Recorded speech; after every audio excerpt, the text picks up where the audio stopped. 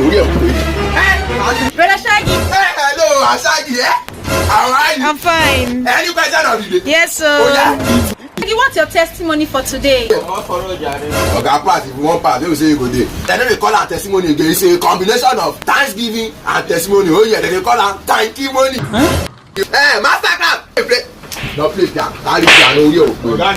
Play piano for God. Oh yeah. Some get food and no fit chop. Some fit chop, but they don't get food.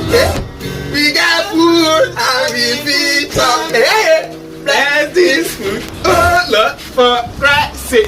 Yeah, bless this food, oh Lord. No man, I'm Joe. No man, the invest side. Well, you must say what? Thanking God is a embassy exclamation. Yeah.